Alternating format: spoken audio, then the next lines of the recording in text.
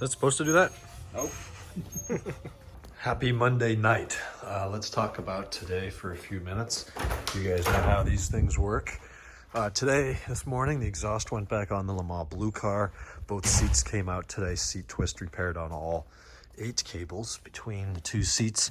Driver's seat had been done before and cut halfway through, I think, and then duct taped, and it was really bad. So that's now as close as we can get it without replacing the cables. We use fuel hose and cable clamps to tie everything down and make sure it won't come apart again. But all motors are aligned and straightened and functional now. So the thing we're waiting on now are the stainless brake lines. The ones from ECS are bad, so I'm going to be trying the UUC ones, which I don't love. UUC is a company I tend not to do business with since, what was it, the UUC Evo 3 short shifter that was just pathetic in my M5 years ago. So when those come in, we'll put the lines on, all 6 of them, bleed the brakes, test drive the car a little bit, get it cleaned up and back to its owner. So there's progress there. Late day today, transmissions, I got these cleaned up.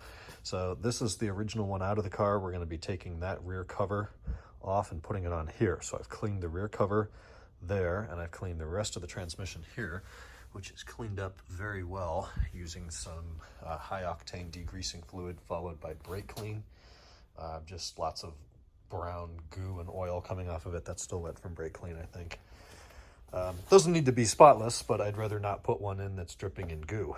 So the only additional thing we're going to be replacing, aside from, of course, the gasket, which isn't a serviceable gasket, it's a paste gasket, which my sublet will be taking care of, is going to be the transmission output shaft seal, which I have here. So that's going to go under that plate on this flange. I don't even have, it's like a 32 millimeter 6-point deep well, thin wall socket that's required to get the output shaft off. And then I imagine a gear puller, or you just pull it, I don't know, it's splined. Obviously, this is the cover I'm reusing, so I'll be replacing that shaft seal. But those will go up tomorrow. I had planned on today, but we had a 97 528 5-speed come in today for an oil change and an MPI, and that was from 1 o'clock to 4:30 this afternoon. So certainly wasn't going to try to drive up there at 5 p.m. Plus, I don't want to make him stay after hours.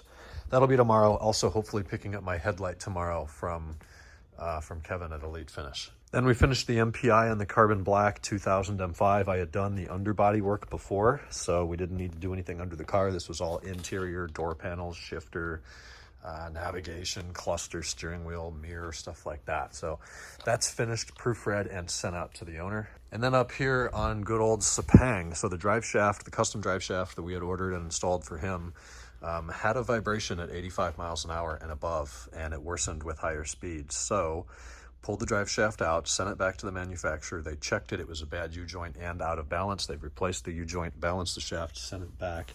It is this one. Yeah, it is this one, which will be going in tomorrow, at which point the heat shields and exhaust will go back on. We'll take the car down the road, verify that those vibrations and rumbling and noise are gone. If that's the case, we proceed with a few other things he wants to do while it's here.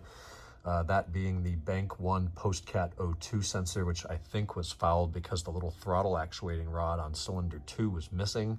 So that cylinder was running super rich and then super lean and shutting the engine down, and I think it ended up fouling that sensor. Now, how it was a Postcat and not a Precat sensor, I'm not sure. Also could have been a bad sensor that's only got 1,000 miles on it since we did the conversion on this car. But we're going to throw a new Bosch Postcat Bank 1 O2 sensor in tomorrow and see if it fixes that problem and turns our check engine light off.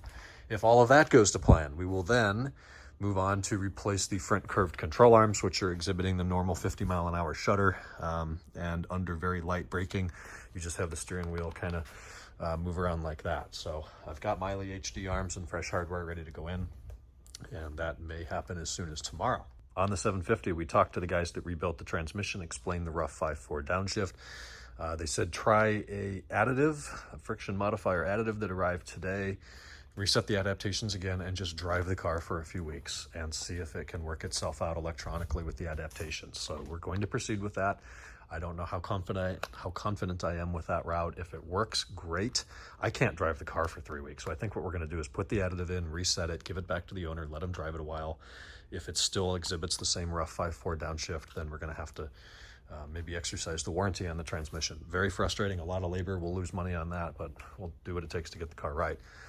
Then black '08 low miler E60 M5 SMG. So we've got the issue with the EDC. We're not getting voltage. We went through all of the engine bay fuses today.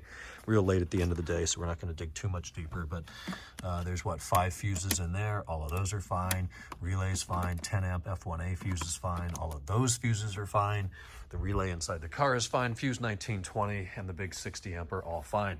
So why we're not getting voltage at the EDC power supply terminal 87, I have no idea. We will have to dig in tomorrow, chase continuity between all the wires. Everything looks so perfect in factory. There's no modifications. There's been no fuses added.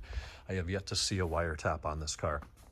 So it may be that the general body module is just not sending power where it needs to, the CAS. You know, it could be something like that. So I can go in there and reset the CAS, do a software reset, write a blank SG Coderin command and NCS to it, try to make changes there. But what I can't really do is take it out of there and put it in here because it's coded to the VIN, the mileage, the vehicle order, and I don't even know if it would work for anything. So frustrating electronics issues like that. I vastly prefer cosmetic, or I vastly prefer mechanical problems where you can look at a belt and say, oh, the belt's broken, or the pulley's bad, or the plug's not working, or something like control arm's all cracked up, something like that. But we'll figure it out. I got to get home and shower. Mike's going to come over. We're going to have dinner and talk some business stuff, and I'll talk to you guys tonight. 12:20. Let's wrap this thing up. Mike came over tonight. We had fish sticks, mashed potatoes, garlic bread, and carrots. Dinner of champions. Watched some YouTube, played some GTA 5, hung out a little bit. Tomorrow's going to be a day on the road. I've got to go down to Elite Finish, pick up a headlight. I've got to go up to Orange County or LA County, wherever it is, and drop off transmissions. I've got to rent a car. We've got work. We're doing on like 5 cars. Jim's coming in the morning. 03 M-Tech for a front brake, pads, rotors, wear sensor, set screws, normal shebang. We'll keep tonight real short. That's what's going on. I will talk to you guys on Tuesday. Good night.